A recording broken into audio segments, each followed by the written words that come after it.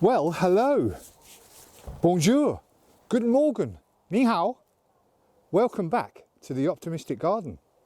And for you guys that haven't visited me before, welcome to Nova Scotia and my garden, developing beautiful garden in equally beautiful Nova Scotia.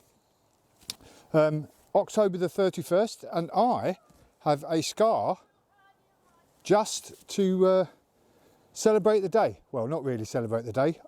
I've obviously a couple of weeks been away from doing videos. I had an operation on my throat 2 weeks ago now, two and a half weeks ago.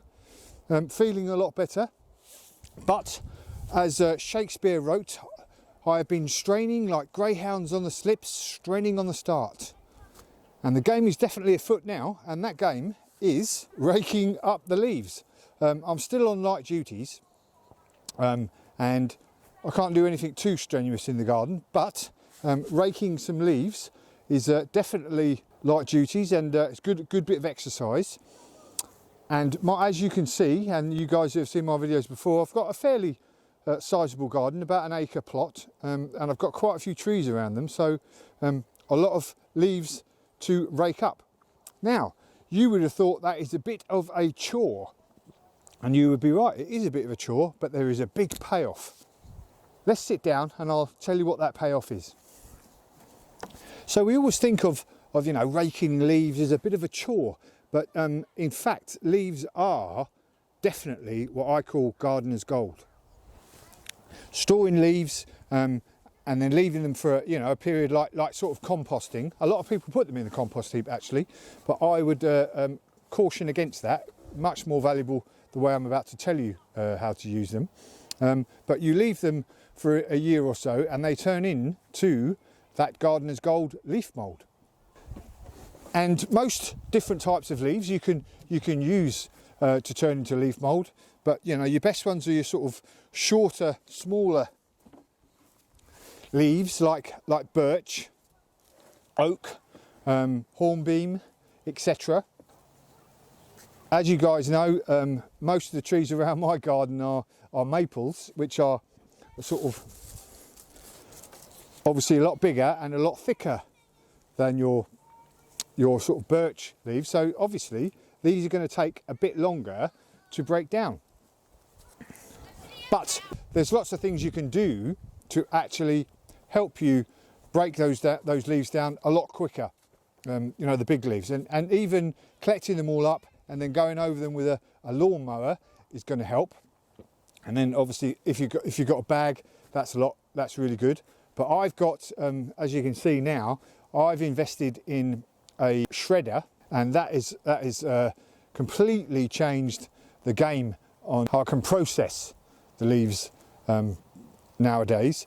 I can shred them right down, and even my big maple leaves now, they will within less than a year turn into beautiful leaf mould, and I'll be use them a lot quicker. So how do we turn all our leaves into leaf mould then?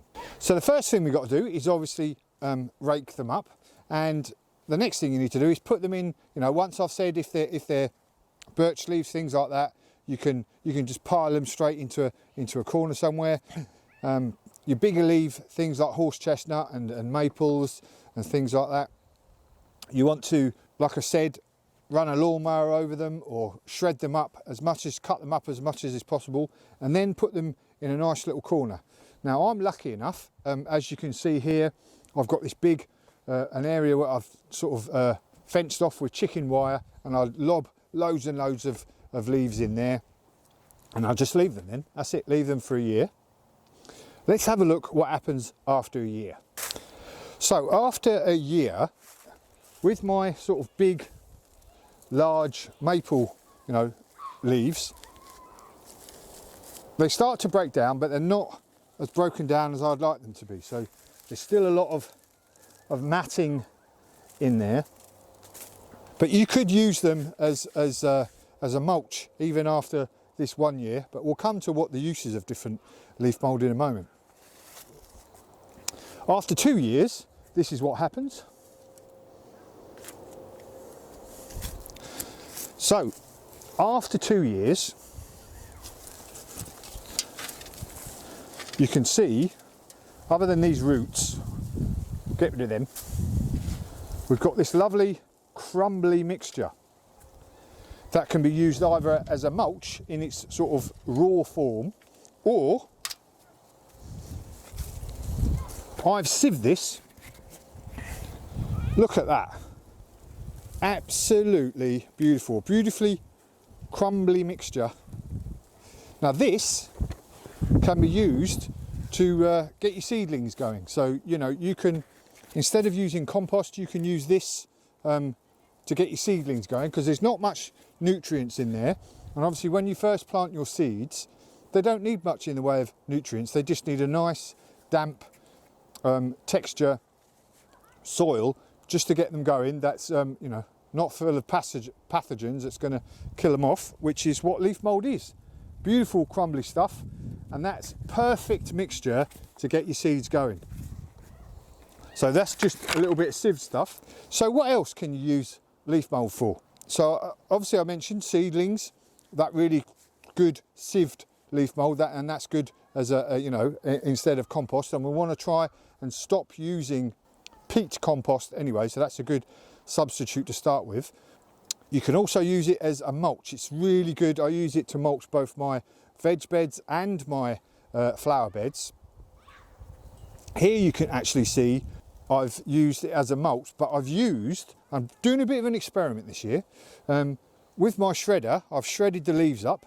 As you can see here, I've just shredded the leaves up and I've put them straight in there without leaving them for a year onto the beds as a mulch. And what that's going to hopefully do, that will protect the beds over the winter for veg that for the beds that don't have any veg on them, in them.